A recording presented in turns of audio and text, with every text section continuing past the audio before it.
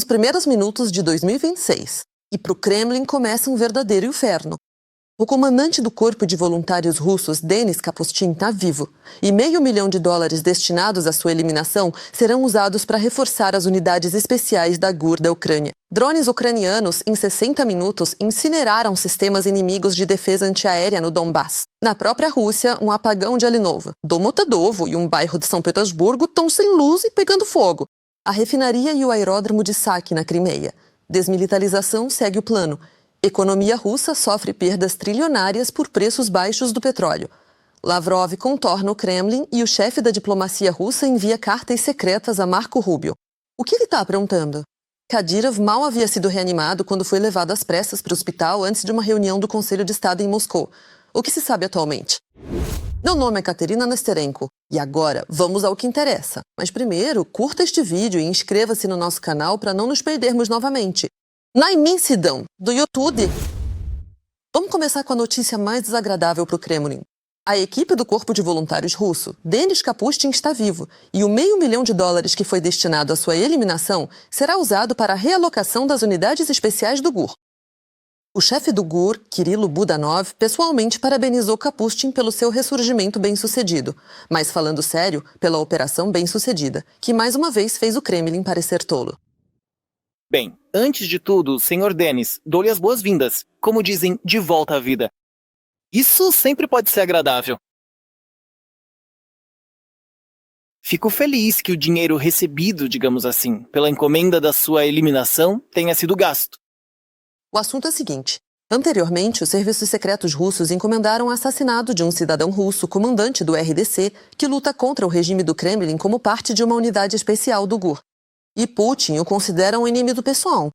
Graças a uma complexa operação especial que durou mais de um mês, Kapustin sobreviveu. E também foi descoberto quem era o cliente entre os serviços especiais russos e quem realizou o ataque.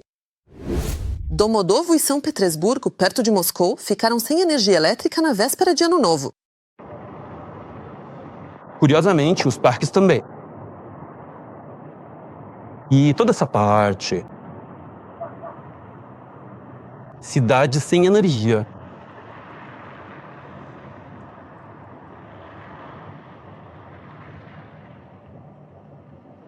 Domodedovo, as autoridades locais relataram uma sobrecarga de energia que causou uma falha no sistema. Em São Petersburgo, ocorreu uma falha na rede de cabos, resultando em cortes de energia em residências em vários bairros.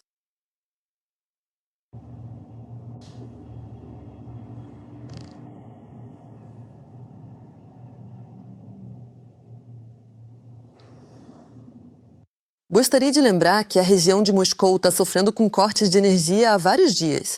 Isso aconteceu em meio a um ataque de drones. As autoridades locais não admitem isso e falam em acidentes. Naquela noite, também houve um acidente em um terminal de petróleo na região de Kaluga. Uma série de explosões, supostamente causadas pelo acidente, também foi registrada em Ilovaisk, região de Donetsk, que está ocupada. É assim que a Ucrânia nos deseja feliz ano novo. Já estivemos lá antes. E agora estamos no Tartaristão. O empreendimento industrial da Tatneft foi atingido. Também não esqueceram da sofrida refinaria de petróleo de Yuzk. Aqui, um novo acidente aconteceu em 2026.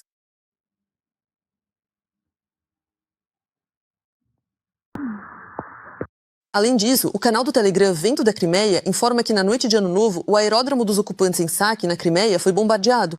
Por isso, gostaria de aproveitar a oportunidade para agradecer às forças de defesa pelo trabalho que realizam. Se não fossem vocês, nós também não estaríamos aqui.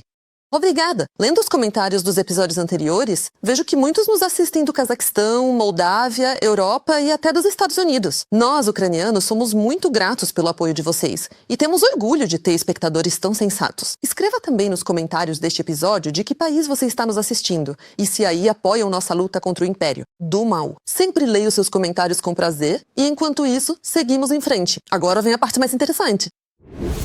Enquanto isso, a Rússia perdeu trilhões de dólares por causa do petróleo barato. O chefe da Bolsa de Mercadorias e Matérias-Primas de São Petersburgo, Igor Artemiev, reclama que, devido à subvalorização do preço, a Rússia deixou de receber não bilhões, mas trilhões de dólares em petróleo e derivados ao longo das décadas.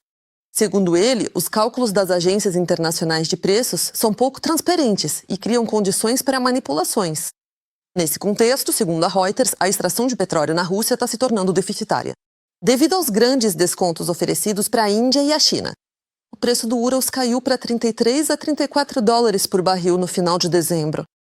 Vários projetos petrolíferos já estão operando no vermelho. O lucro só se mantém em alguns campos específicos, beneficiados por incentivos ou que são antigos. A operação sensacional chamada Teia foi um triunfo dos serviços secretos ucranianos e um fracasso total dos russos. Vamos relembrar as operações especiais mais inesperadas e eficazes dos ucranianos no último ano. 41 aviões da aviação estratégica russa, quase 7 bilhões de dólares. Em prejuízos, esse é o resultado da operação especial Teia, realizada em 2025 pelo Serviço de Segurança da Ucrânia.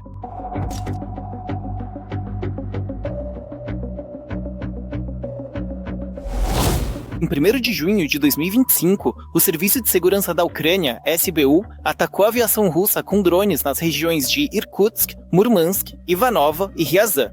A operação foi preparada durante 1 ano e meio. Foram utilizados 150 drones. A Teia é uma operação única e de múltiplas etapas, que inclui uma série de componentes extremamente importantes. Antes de tudo, trata-se da logística, ou seja, a entrega dos próprios meios ao território inimigo, no nosso caso, 150 drones de combate FPV. Isso inclui a entrega das casinhas, dentro das quais os equipamentos eram levados até os aeródromos. Envolve também trabalho de agentes, comunicação e muito mais. Se olharmos para a Teia como um todo, vemos uma abordagem complexa, tanto de agentes quanto técnica. O Serviço de Segurança da Ucrânia estudou a experiência internacional dos cartéis de drogas para esconder drones FPV das autoridades alfandegárias e de fronteira. Foi criada uma empresa de logística secreta em Chelyabinsk. Agentes ucranianos compraram 5 caminhões de carga e motoristas contratados transportavam diferentes mercadorias para consolidar a operação de fachada. O resultado superou todas as expectativas. Uma operação extraordinária com resultados extraordinários. A aviação russa, as Forças Armadas da Rússia e, em especial, o componente estratégico, incluindo a aviação de transporte militar e de longo alcance, sofreram um golpe duríssimo. A operação também não ficou sem um pouco da típica negligência russa. A Teia teve que ser adiada por 1 mês, porque os motoristas russos entraram em uma bebedeira durante as comemorações da Páscoa.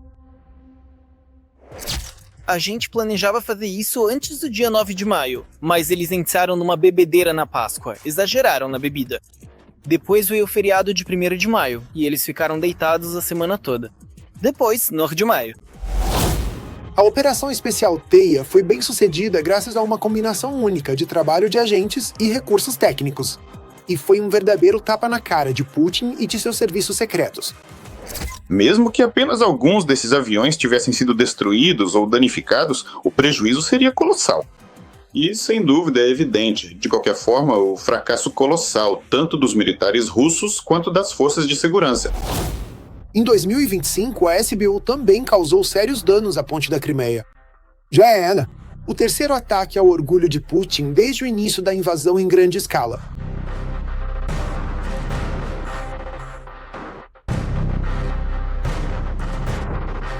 Desta vez, em 3 de junho, o SBU atingiu os pilares principais, usando 1.100 quilos de explosivos. 2 vezes. Deus gosta do número 3, e o SBU sempre leva seus planos até o fim e nunca repete a mesma coisa.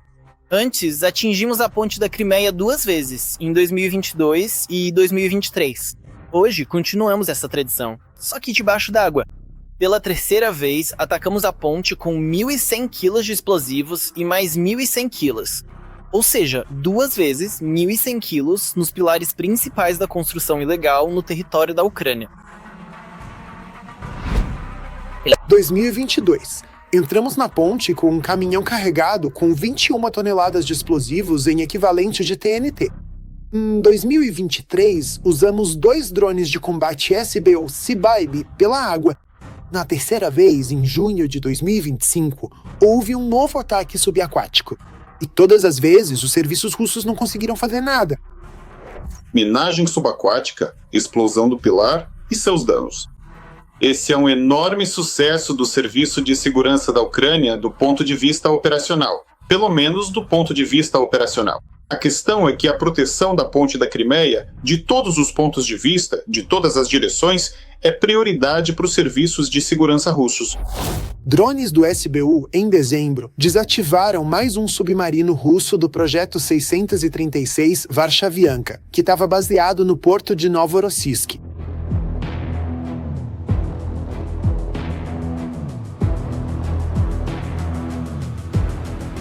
Esse é o segundo submarino russo neutralizado pela Ucrânia. No entanto, foi a primeira vez que drones subaquáticos participaram dessa ação.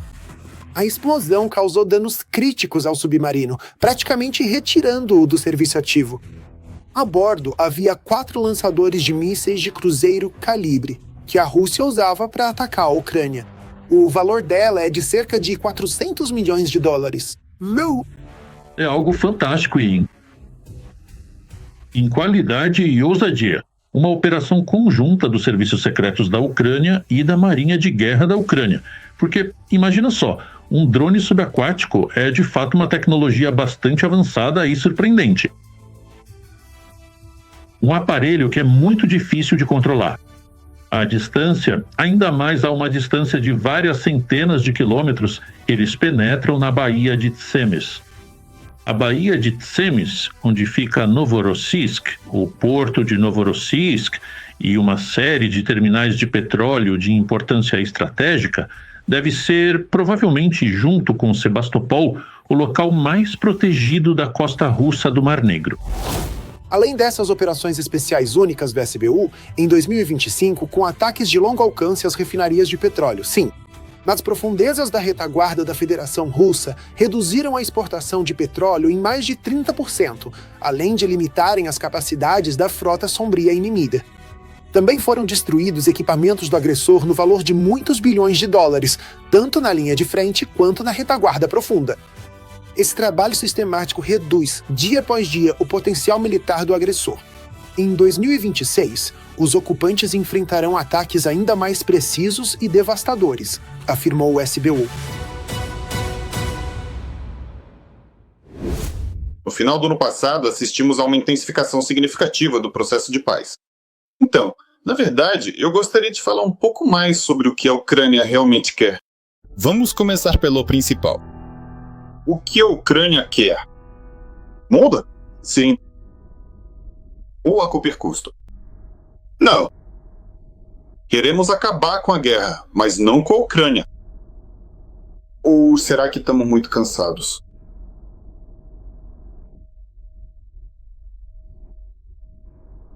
Essa se lava completamente.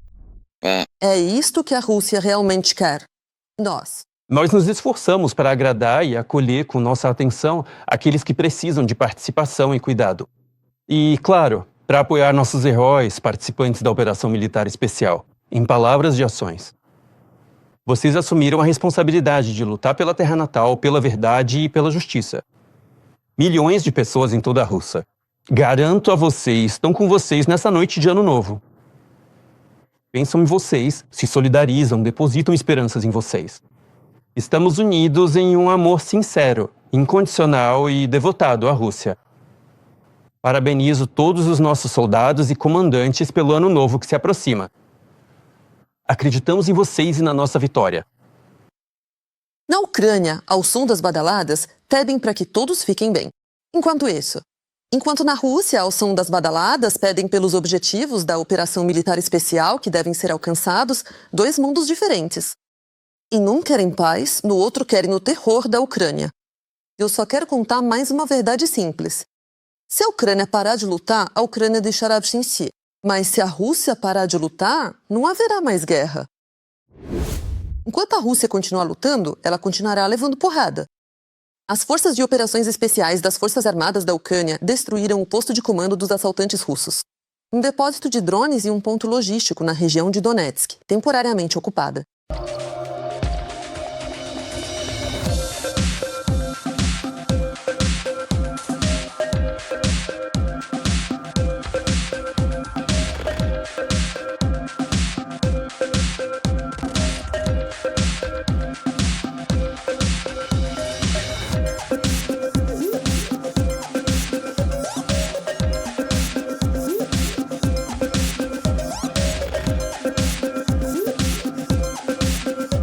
E nas direções de Guliaipole e Orekovo, as forças de sistemas de drones destruíram em 1 hora 2 sistemas de defesa antiaérea, Buk e Tor.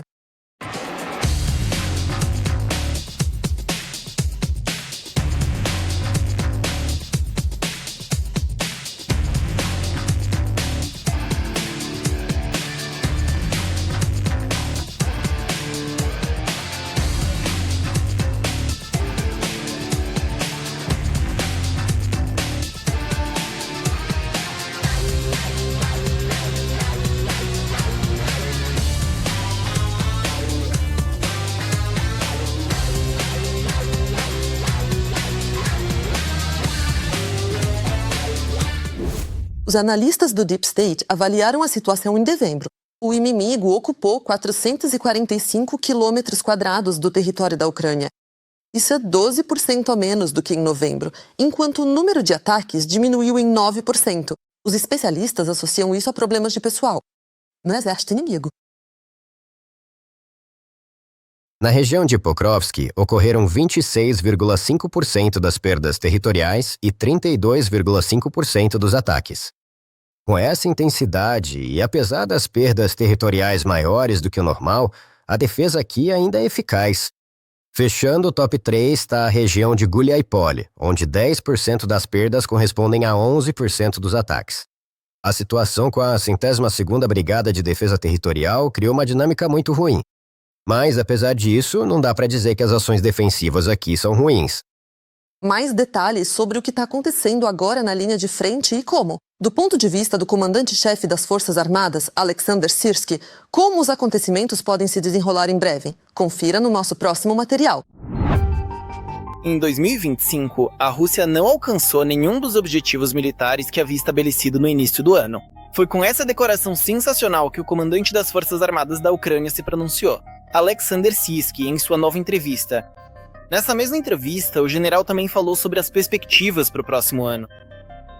Então, os acontecimentos mais comentados da linha de frente nos últimos meses são as batalhas por Pokrovsk e Kupiansk. E se no primeiro caso os russos conseguiram alcançar alguma coisa, em Kupiansk eles fracassaram completamente. Assim como com os objetivos mais globais para 2025. A ocupação do Donbás e o avanço além disso. Os planos eram grandiosos. Os planos eram grandiosos, mas agora podemos afirmar que eles não se concretizaram. Todos esses planos foram frustrados e vimos várias vezes como a liderança russa anunciou mais uma vez que havia tomado Kupiansk, tomado Pokrovsk, tomado mais de 300 localidades, o que não corresponde à realidade. Os analistas explicam que o objetivo de tomar a localidade já nem está mais em pauta. Agora, a máquina de Putin está concentrada em mentiras totais e propaganda em torno dessas cidades. Esse tipo de propaganda se baseia em certos manuais sobre como isso deve ser feito. No Instituto de Relações Internacionais de Moscou, isso é de conhecimento geral. Questões como guerra de informação e operações de desinformação são estudadas dos cursos iniciais. E aí está o objetivo final. Não é convencer de que algo é falso, mas sim semear a dúvida. Infelizmente, eles conseguem fazer isso em algum lugar. Especialmente entre nossos parceiros na Europa e principalmente nos Estados Unidos. Ao mesmo tempo, uma das conquistas mais importantes das Forças Armadas da Ucrânia no último ano foi o aumento significativo das perdas dos exércitos russos. Desde o final do verão, por mais que tentem, eles não conseguem aumentar o número de tropas na linha de frente. Como resultado, todas as reservas recrutadas vão para repor as perdas. Viva! O inimigo planejava formar 14 novas divisões esse ano. Eles formaram apenas 7. 2 divisões de fuzileiros navais são compostas por um regimento. Apenas. Aqui, e os 7 restantes não estão formados. Os prazos foram adiados para o próximo ano porque eles foram obrigados a utilizar o pessoal dessas divisões e a reforçar as unidades de combate. Ou seja, isso é justamente a confirmação de que eles realmente têm problemas com o efetivo, com o preenchimento das tropas. No entanto, apesar dessa situação, parece que o chefe do bunker ainda não pretende acabar com a guerra. Uma confirmação extra disso foi a recente reunião do Ministério da Defesa da Rússia. Durante as 2 horas dessa reunião, nem no discurso de Putin, nem no de Belousov, a palavra paz foi mencionada uma única vez. Mas a expressão capitulação da Ucrânia foi dita pelo menos 2 vezes, se eu não perdi nada. Ou seja, Putin está se preparando para a guerra. Putin está se preparando para a continuação da guerra. Putin está confiante que seus generais conseguirão cumprir essa tarefa. A Ucrânia também está se preparando para continuar a guerra em 2026, conta a Sirski. Desta vez, levando em conta todos os erros do passado, o resultado foi uma nova linha de defesa em Donbas, que no momento exclui completamente a possibilidade de rompimento da frente ucraniana. Já havia esse objetivo antes, era algo planejado. Com base na experiência, isso já era uma exigência minha. Nós analisamos, e na prática, esses fossos antitanque realmente impedem que veículos passem, especialmente sob o domínio dos drones. Ou seja, enquanto a engenharia tenta abrir passagens e nivelar esses fossos, eles são destruídos. E quando há 2 ou 3 fossos, isso já se torna um obstáculo que ninguém consegue superar. Ao mesmo tempo, a principal estratégia para o comando das Forças Armadas da Ucrânia para o próximo ano é ver ainda mais tecnologia no processo. Sistemas robotizados devem substituir ao máximo as pessoas na guerra. E essa decisão foi tomada no nível da liderança do país. Automatização, Further, digitalização, robotização. Resumindo, claro, o desenvolvimento de armamentos de mísseis das unidades das forças de mísseis. Porque vocês sabem que nossas forças de mísseis e artilharia de longo alcance estão mostrando resultados muito bons. E as forças de mísseis, digamos, são aquele fator de contenção que, no futuro, impedirá qualquer inimigo de ter vontade de atacar nosso território. falando em mísseis, como não lembrar do último dia de 2025. Na noite de 31 de dezembro, foram eles que desferiram um dos golpes mais duros contra a indústria petrolífera russa. Recentemente, Estamos falando de um enorme depósito de petróleo em Rybinsk, na região de Yaroslavl, que foi completamente destruído, como comprovam as imagens. E em Tuapse, pela primeira vez em 2025, a refinaria de petróleo local foi atingida, e é ela que escoa sua produção diretamente pelo porto da cidade. Também há imagens impressionantes de lá, mostrando que o alvo foi atingido exatamente onde deveria, bem no coração dessa refinaria. segundo informou o GUR em Tuapse, conseguiram atingir a unidade de processamento primário de petróleo, além dos oleodutos de transporte e os equipamentos de carregamento do terminal marítimo de petróleo. E aqui vai mais uma previsão para a Rússia em 2026. Dinheiro para guerra. No ano que vem, Putin vai ter ainda menos. Eu nunca deixo de me admirar com a coragem e o heroísmo dos soldados ucranianos. Eles seguram a linha de frente e enfrentam uma horda enorme que os superam em número. Por isso, peço que apoiem as Forças Armadas da Ucrânia. Se não puder ajudar financeiramente, escreva palavras de apoio para eles nos comentários. Também desejo, tanto para os nossos militares quanto para todos nós, que este novo ano seja o último ano da guerra e, de preferência, o último ano de Putin. Dê um like nesse vídeo se você tem um desejo parecido. Vamos mandar um sinal para o espaço. Lavrov enviou uma carta para Marco Rubio exigindo que Trump obrigasse Zelensky a retirar as forças armadas da Ucrânia do Donbass. É o que dizem fontes do New York Times. Como foi destacado, os conselheiros de Trump e o próprio Trump ficaram indignados. Mas depois, eles foram informados de que Putin supostamente não sabia sobre essa carta. Na equipe de Trump, isso foi interpretado como uma forma de Lavrov demonstrar sua própria influência sobre os UA. E você, o que acha? Lavrov está com pressa para ser demitido logo ou agiu mesmo sob ordens do seu chefe? Putin não quer a paz e sistematicamente se opõe à política de Trump não só na Ucrânia, mas no mundo todo. E o blefe do Kremlin sobre o ataque à sua residência é mais uma prova de que a Rússia é o único obstáculo no caminho para a paz. Jornalistas do New York Times escrevem que após o encontro entre Zelensky e Trump, a Ucrânia fez concessões dentro do plano de paz. E Trump declarou que o fim da guerra está mais próximo do que nunca. No entanto, em resposta, Putin mais uma vez optou pela escalada. O Kremlin declarou sobre um suposto ataque de drones à residência do ditador, sem apresentar nenhuma prova. E, na verdade, sobre as provas, ou melhor, sobre a ausência delas. A Agência de Segurança Nacional dos Estados Unidos e a CIA desmentiram a declaração do Kremlin sobre o ataque à residência de Putin. A Ucrânia tentou atingir um alvo militar que já havia sido atacado anteriormente por Kiev. Ela está localizada na mesma região que a residência de campo de Putin, mas não próxima a ela, informou um funcionário americano. Curiosamente, Trump compartilhou um artigo em que o suposto ataque à residência é chamado de blefe, e a Rússia é apontada como o único obstáculo no caminho para a paz. E aqui é importante entender que Trump declarou repetidamente que ele mesmo administra a sua rede social e não compartilha artigos à toa. O que você acha que isso foi? Mais uma mudança na retórica de Trump ou uma revelação sobre Putin e seu desejo de paz?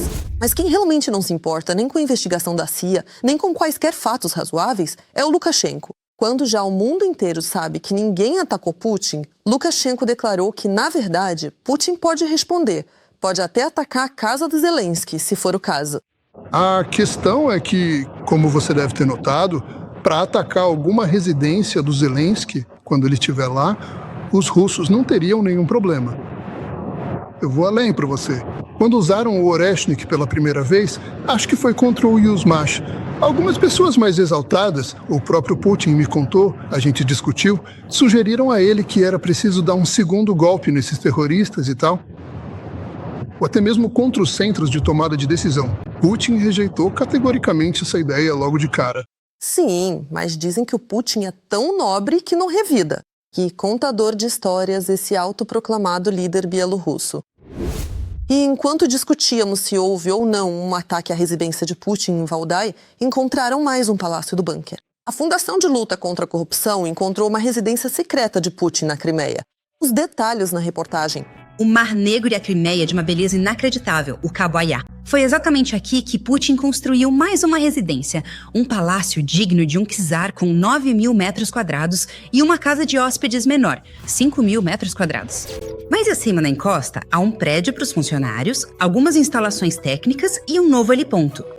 Uma estrada sinuosa desce até a casa principal. Daqui talvez não dê pra ver, mas a casa é gigantesca, mais de 9.000 metros quadrados. Depois vem mais jardins, e já bem na beira do mar, lá embaixo, tem algo estranho. De longe pode parecer que é um parque ou algum tipo de terraço, mas na verdade é o telhado de um enorme prédio de 5.000 metros quadrados integrado à paisagem. Bem lá embaixo, na verdade, fica o calçadão, onde circulam trabalhadores, há um pier e uma praia artificial com areia branca. Essa casa de veraneio, a princípio, era destinada a um proprietário totalmente diferente. Foi aqui que Viktor Yanukovych construiu seu ninho de verão. As pessoas também invadiram esse lugar. Descobriram uma construção gigantesca disfarçada de reforma de um pensionato. Árvores centenárias derrubadas, a praia do pensionato vizinha para vítimas de Chernobyl tomada e, claro, a própria mansão. O prédio já estava quase totalmente erguido e realmente impressionava. Um palácio do Kovo. Mas o Euromaidan pôs fim aos seus planos. Então o legítimo acabou não ficando na Crimeia, mas em algum lugar, na região de Moscou. E Yanukovych também não conseguiu terminar a construção da Dasha depois da anexação russa da península. Putin ficou de olho nesse lugar pitoresco à beira do Mar Negro. O lugar é bom, bonito. Já após um ano da ocupação russa, o Tribunal da Federação Russa declarou a construção ilegal. Mas em vez de demolir o imóvel, ele foi transferido para a administração do presidente da Rússia. Depois disso, esse patrimônio estatal passou, de forma não oficial, a ser propriedade pessoal. Putin escondeu seu novo ativo, ou pelo menos tentou fazer isso, por meio de amigos oligarcas. Em 2016, os proprietários do palácio abandonado passaram a ser os amigos mais próximos de Putin, os oligarcas Kovalchuk, por meio de várias de suas empresas. Aqui, na verdade, não há nada de surpreendente. Já vimos isso antes? A baixa oficial de Putin em Valdai. Também, nos documentos, pertencem aos Kovalchuk.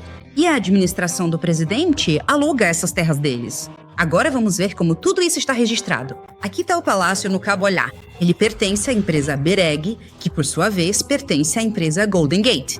Os proprietários dela estão em sigilo. Temos aqui um documento, assim. É uma procuração do diretor-geral da Golden Gate para representar os interesses da empresa na Receita Federal. Nela aparecem 3 sobrenomes. São advogados: Belkin, Ulyanov e Shakov. Esses sobrenomes não são muito familiares. Uma procuração para administrar a sociedade anônima Binon, dona da LLC Complex, que é proprietária do Palácio de Putin em Jelandik, também foi emitida em nome desse mesmo trio. Viu como tudo é simétrico? Que beleza! Mas o pessoal do Kremlin não se complicou só por causa das ligações com os Kovalchuk. Putin também é denunciado por uma linha na documentação do projeto do palácio. O objeto deve atender aos requisitos de segurança do Serviço Federal de Proteção, que protege justamente o Putin. E, claro, a construtora. Tô com algo nas mãos que é tipo uma apresentação do empreendimento. Aqui embaixo está indicada a empresa que projetou e está construindo essa dacha na Crimeia, a UK Credo. É uma empresa nada simples e muito conhecida por nós. Eles cuidaram de quase todas as residências oficiais e não oficiais do Putin. No Valdai, por exemplo, eles construíram uma casa de chá em estilo chinês. Em Gelendik, um complexo de gelo subterrâneo. Em Krasnaya Poliana, a casa de recepções do Putin. E aqui na Crimeia, como podemos ver, também é obra deles. De uma dacha modesta do Yanukovych, fizeram um palácio para Putin com áreas de czar. A parte central da casa é decorado com um frontão maciço com pilastras. Os anexos oeste e leste têm pórticos com colunas. Ao redor do prédio, há um friso com imagens dos principais marcos da história da ocupação da Crimeia. Aqui, claro, é só uma imagem, mas só para garantir, vamos conferir com a filmagem. De fato, ali embaixo do telhado está o friso. Infelizmente, não conseguimos ver se ali está representado o marco dos homenzinhos verdes e o referendo sobre a mira de fuzis. Mas tenho certeza de que está representado. A casa é enorme. Como podem ver, ela fica em uma encosta íngreme, então pela frente, tudo que vemos é a entrada principal com uma arcada e uma fileira de janelas. Mas do outro lado, aí sim é uma beleza. Aqui, para comparar, está um documento com fotos do que os construtores de Putin encontraram na dacha de Yanukovych quando começaram os trabalhos. E é assim que está lá agora. A residência na Crimeia não é muito diferente das outras residências de Putin. É o mesmo luxo sem gosto de sempre. Com tanta ostentação, já começa a dar um certo enjoo. Então vou me deter apenas em uma coisa. Estão vendo os pornenes? 1, 2, 3? São umas rosinhas, é isso? Sabe quanto elas custam? Tenta imaginar aí na sua cabeça o valor. Já imaginou? A resposta certa é quase 3 milhões de rublos. Com esse valor, dá para comprar um apartamento tipo estúdio, por exemplo, em Sochi. Ou então, dá para comprar essas 3 florzinhas, uma torneira e o chuveirinho. Mas se fosse só isso? Na parede, a gente repara nos ganchos de toalha com as mesmas rosinhas. Na pia, tem a mesma torneira e mais 2 rosinhas aqui. Elas estão simplesmente por toda parte. De acordo com a documentação do projeto, só neste cômodo tem 15 itens de ferragem com essas rosinhas, somando mais de 11 milhões de rublos. Isso é só torneiras, suportes para papel higiênico e cabide de roupa. Naturalmente, o ditador do bunker obcecado por saúde também tem aqui um consultório médico, embora isso pareça mais um hospital inteiro. Consultório de clínico geral. Aqui tem um aparelho de ultrassom de 2 milhões de rublos, uma maca para exame e massagem, muito equipamento para análise de exames, um eletrocardiógrafo, aparelho de fisioterapia e por aí vai. Esse mesmo ambiente também serve como consultório de otorrinolaringologista, o famoso otorrino. Na sala ao lado fica o consultório odontológico, onde há uma cadeira de dentista que custa 4 milhões de rublos, aparelho de raio-x, microscópio cirúrgico odontológico, ultrassom, aparelho para estimulação neuromuscular e equipamentos para análise do estado dos músculos mastigatórios e da trajetória de movimento da mandíbula. Mais adiante no corredor, você pode chegar à sala de cirurgia. Lá tem uma mesa cirúrgica que custa 4 milhões de rublos, o mesmo aparelho de ventilação mecânica, desfibrilador, aparelho de anestesia, equipamentos para monitoramento do estado do paciente, raio-x, aparelhos para gastroscopia, colonoscopia e muito mais. Pleshivsky também cuida da saúde dele no quarto. Aqui ele tem um aparelho especial para desinfetar o ar. Vamos prestar atenção naquele canto lá no fundo. Lá tem um aparelho meio estranho, que não combina nada com o luxo da decoração. É um irradiador reciclador de ar. Esses aparelhos são comuns em hospitais, clínicas e outros estabelecimentos de saúde. Dentro dele, há lâmpadas ultravioletas que desinfetam o ar, matando bactérias e vírus. Na minha vida, só conheci uma pessoa que adora esses irradiadores e faz questão de colocá-los em casa. É o Vladimir Kotu.